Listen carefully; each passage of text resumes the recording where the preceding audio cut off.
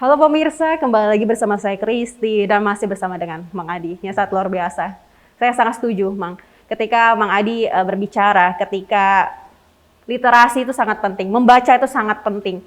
Lalu bagaimana antusias dari anak-anak itu sendiri ketika Mang Adi terjun langsung mengajari mereka, mengedukasi mereka?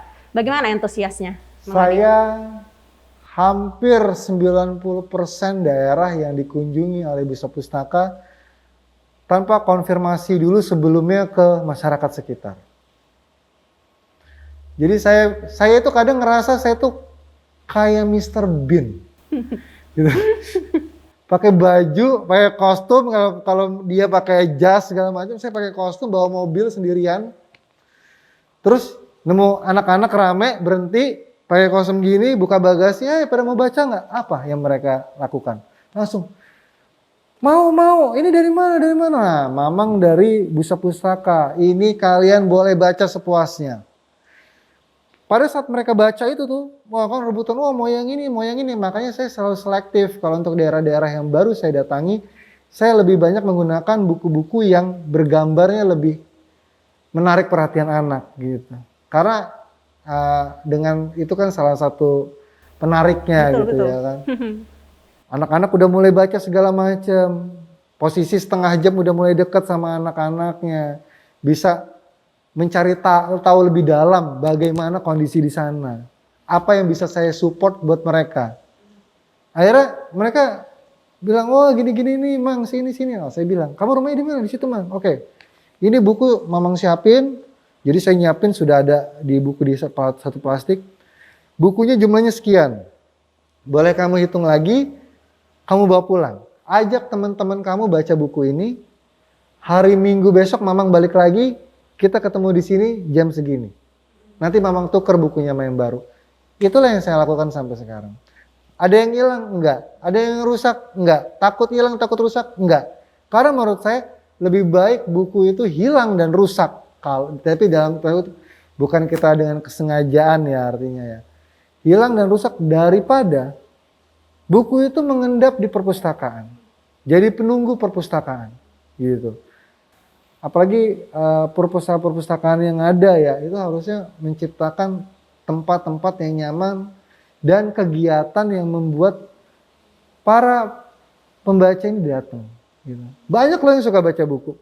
Teman saya ada, dia bilang saya nggak suka baca buku, tapi saya pengen jadi orang yang suka baca buku. Saya bilang kamu tuh padahal aslinya suka baca buku, saya gitu. Enggak, kata dia kan. Begitu saya bilang, kamu suka tentang apa? Misteri Mang. Saya ada suatu majalah serem gitu ya kan. Majalahnya serem deh gitu. Banyak satu kardusan lah. Itu dibaca sama dia nggak berhenti sampai dia nanya, wah nih ilmu ini harganya sekian nih, ilmu ini harganya sekian nih, wah segala macam. Terus wah ini serem nih daerah sini nih ada misteri gini. Dia baca, terus saya bilang, nah itu baca.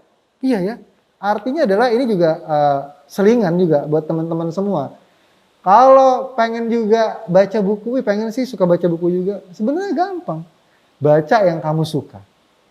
Dimulai dari apa yang kamu suka gitu.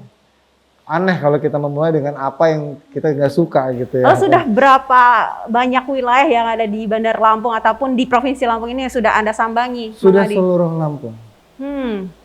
Tapi memang begitu pandemi ini yang awalnya saya 2020 itu niatnya ingin lebih jauh, tapi terhalang nih tiba-tiba negara api menyerangnya, COVID, pandemi. Saya dari 2017 itu kan di Taman Gajah Bandar Lampung. Pertama di Taman Gajah itu, Mang Adi? Pertama saya di salah satu tempat di daerah Bandar Lampung juga, itu menjadi tempat lokalisasi. Gitu. Jadi saya datang ke sana sore-sore bawa buku di pos ronda, depannya ada kayak kontrakan gitu. Saya gelar buku, anak-anak ramai itu pada datang. Lalu apa saja sebenarnya Mang Adi yang Anda ajarkan gitu ya kepada anak-anak selain untuk membaca buku sendiri? Ya, jadi di Bisa Pustaka itu dari waktu di Taman Gajah sampai sekarang di Sekolah Rakyat di Kemiling. Di Kemiling ya? Itu di lokasi di mana Mang Adi? Di Kemiling, Kedaung dekat Kedaung Kemiling ya. Baik, lalu? Itu saya ke anak-anak juga yang pertama adalah adab yang kedua empati, yang ketiga ilmu. Karena tanpa adab dan empati, ilmu akan digunakan untuk sebuah hal kejahatan. Memanfaatkan orang lain, ngakalin orang lain segala macam. Makanya saya ngomong juga ke teman-teman untuk lebih dari awal tuh ya, program-program kita banyak. Karena Bisa Pustaka programnya banyak. Jadi program di Bisa Pustaka itu yang pertama baca gratis. Baca gratis. Yang kedua adalah storytelling. Oke. Yang ketiga adalah kelas edukasi. Edukasi ini artinya bagaimana kita tentang lebih ke hal-hal yang moral, etika gitu.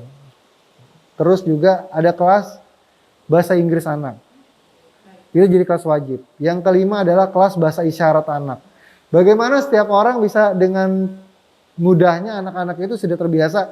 Misalnya kayak saya masuk yang saya sudah bisa dengan lancar menyebutkan nama saya Adi. Kenapa menurut Anda penting, Mas, untuk belajar hal tersebut? Tujuan saya mengajarkan anak-anak bersama teman-teman tuli yang datang ke sekolah rakyat. Jadi teman-teman tuli sekarang pada datang ke sekolah rakyat. Buat sharing bahasa isyarat ke anak-anak. Tujuannya cuma satu. Agar kita semua melihat orang lain itu dengan dari sudut pandang yang kemampuan yang berbeda-beda, bukan melihat kekurangannya, gitu. Jadi nggak ada anak-anak yang melihat kekurangan orang lain. Wah, lo nggak bisa ini, lo nggak bisa ini, lo gue bisa nggak, gitu. Jadi anak-anak mikir sekarang adalah saya punya kemampuan ini, dia punya kemampuan ini. Kemampuan kita nggak sama. Kita berkolaborasi, kita bergandeng tangan bareng-bareng buat berkembang bersama.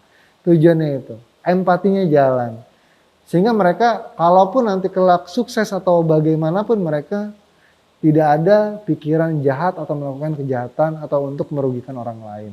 Tidak hanya ilmu tapi karakter juga dibentuk. Betul. Gitu ya Bang Adi ya. Baik, kita Revolusi akan mental. Ya. Gitu. Kita akan jeda sejenak Bang Adi, kita Oke, tahan siap. sejenak pemirsa Metro TV Lampung, jangan kemana-mana karena saat lagi kami akan segera kembali.